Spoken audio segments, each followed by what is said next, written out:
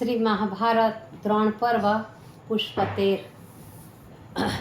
अर्जुन ने महारथियों से मिलकर आक्रमण किया और भीषण बाणों की मार से श्री कृष्ण और अर्जुन को व्यथित करने लगे। उधर दोपहर के पश्चात पांडव और पांचाल वीरों ने मिलकर द्रोणाचार्य पर आक्रमण किया। उन्होंने द्रोण के रथ के पास पहुंचकर बड़े बड़े अस्त्र शस्त्र मारकर उसकी सेना को छिन्न भिन्न करना चाहा, किंतु द्रोणाचार्य ने उन सभी अस्त्र शस्त्रों को अपने बाणों से काट कर गिरा दिया। इसी समय राजा युधिष्ठिर ने आचार्य पर बड़े तीक्ष्ण बाणों की वर्षा की और 90 बाण उनकी छाती में मारे। इससे द्रोणाचार्य ने क्रोध करके 25 बाण मारकर उनके रथ घोड़े व सारथी को नष्ट करना चाहा, लेकिन धर्मराज ने अपने बाणों से उनको काट दिया। तब आचार्य पर युधिष्ठिर ने एक भयानक गदा का प्रहार किया। उस समय आचार्य ने ब्रह्मास्त्र द्वारा उस गदा को भस्म कर दिया। गदा को जलाकर वह अस्त्र युधिष्ठिर की ओर चला तो युधिष्ठिर ने भी ब्रह्मास्त्र के द्वारा उसको शांत कर दिया। तत्पश्चात द्रोणाचार्य ने युधिष्ठिर पर एक गदा फेंकी। उसे अपनी ओर आते देखकर धर्मराज ने भी एक गदा उठाकर फेंकी। दोनों गदाएं रास्ते में ही टकरा गई। उनके टकरा जाने पर उनमें से आग की चिंगारियां निकलने लगी। तब आचार्य ने कई बाण मारकर धर्मराज के धनुष को काट डाला और उनके रथ को घोड़ों व सारथी सहित नष्ट कर दिया। महाराज युधिष्ठिर बड़ी शीघ्रता से रथ से कूदकर सहदेव के रथ पर जा चढ़े और युद्ध क्षेत्र से बाहर निकल गए। इस प्रकार दोनों पक्षों के योद्धा अपने समान योद्धाओं से बड़ा भीषण संग्राम कर रहे थे। एक और सात्यकी कौरवों की सेना को अपने तीक्ष्ण बाणों की मार से विकल कर रहे थे। भीमसेन अलम्बुश राक्षस से भिड़े हुए थे। अलम्बुश ने भीम को बड़ा व्यथित किया।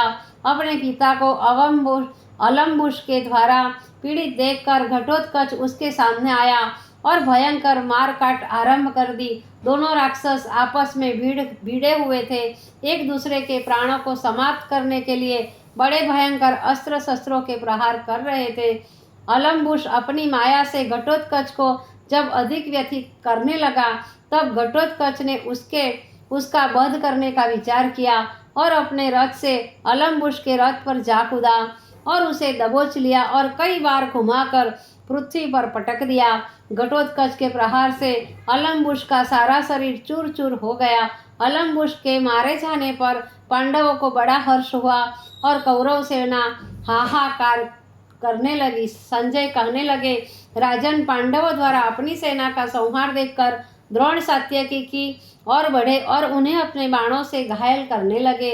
उस समय आचार्य ने ऐसा घोर युद्ध किया कि पांडव और पांचाल वीर मैदान छोड़कर भागने लगे। जिस समय यह भीषण संग्राम हो रहा था, उसी समय महाराज युधिष्ठिर ने 5 जन्य शंख की आवाज सुनी और कौरव सेना का कोलाहल सुना तो उन्हें शंका हुई कि अवश्य अर्जुन किसी भारी विपत्ति में फंस गए हैं। इस विचार ने धर्मराज को बड़ा उद्विग्न किया। उन्होंने उसी समय सात्यकी से कहा, वीरवर, मालूम होता है कि अर्जुन को सिंधु शौवीर देश को वीरों ने घेर लिया है और अकेले अर्जुन पर भीषण प्रहार कर रहे हैं। आज अर्जुन ने जो प्रतिज्ञा की है वह इन योद्धाओं के स्वामी जयद्रथ से संबंधित है। ऐसी दशा में अर्जुन का किसी भारी विपत्ति में पड़ जाना बहुत संभव है। अर्जुन तुम्हारे गुरु और मित्र है। इस समय तुम्हें सहायता करनी चाहिए। तुम शीघ्र ही अर्जुन की तो कुशलता की खबर लेने जाओ। इस कार्य को तुम्हारे सिवाय और कोई नहीं कर सकता। धर्मराज के इस आदेश को सुनकर सात्यकी ने कहा, राजन, सव्यसाची अर्जुन ने द्रोणाचार्य से संशक रहने का कारण आज आपकी रक्षा का भार मुझे सौंपा है और जाते समय यह कहा था कि मैं तुम पर या महारथी प्रद्युम्न पर ही महाराज की रक्षा का भार सौंपकर निश्चिंता से जयद्रथ के साथ युद्ध करने जा सकता हूँ। ऐसी दशा में आपको अपने से अरक्षित कर देने पर अर्जुन हमसे अप्रसन्न होंगे। दूसरे द्रोण भी इस अवसर को वृथा न जाने देंगे। वह अपनी पूर्ण शक्ति लगाकर आपको बंदी बनाने का प्रयास करेंगे। आप अपनी रक्षा और अर्जुन की सहायता दोनों के महत्व का विचार कर लीजिए। मेरे जाने के बाद आपकी रक्षा कौन करेगा? यदि इस बात का मुझे पूर्ण विश्वास और भरोसा दिला दे तो मैं अर्जुन के पास जा सकता हूँ। युधिष्ठिर बोले, पुरुष सिंह, हमने खूब भली प्रकार सोच लिया। तुम अर्जुन की सहायता के लिए जाओ, हमारी रक्षा तो धृष्टद्युम्न और हमारे भाई कर लेंगे। तुम किसी बात की चिंता न करो। तुम धृष्टद्युम्न पर विश्वास रखो, यह द्रोणाचार्य का नाश करने के लिए ही उत्पन्न हुआ है। धर्मराज की अनुमति व आज्ञा पाकर सात्यकी अर्जुन की सेना में घुस गए। वह उसी मार्ग से आगे बढ़ने लगे जिस मार्ग से अर्जुन गए थे, लेकिन द्रोण ने आकर उनका रास्ता रोक दिया और 5 बाण मारकर सात्यकी को घायल कर दिया और कहा, सात्यकी, यदि तू भी अपने गुरु की तरह मेरे सामने से भाग नहीं गया तो निश्चय ही मेरे बाण तेरे मस्तक के टुकड़े टुकड़े कर देंगे। सात्यकी ने कहा, आचार्य, शिष्य को अपने गुरु गृहित मार्ग का ही अनुसरण करना चाहिए, अतः हम भी अपने गुरु गृहित की तरह जा रहे हैं। नमस्कार। इतना कहकर सात्यकी द्रोण को छोड़कर चल दिए।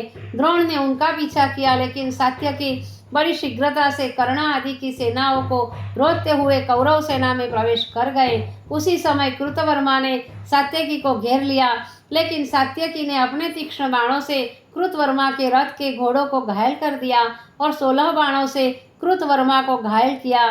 तब कृतवर्मा ने वत्सदंत नाम का बाण सात्यकी पर छोड़ा। वह उनके कवच को भेद कर छाती में होकर पार निकल गया और पृथ्वी में समा गया। इस पर सात्यकी ने कुपित होकर कृतवर्मा के सारथी को मार दिया और उसे भी कई बाण मारकर घायल कर दिया। कृतवर्मा ने स्वयं अपने घोड़ों की रास थाम ली और सात्यकी से युद्ध करने लगा।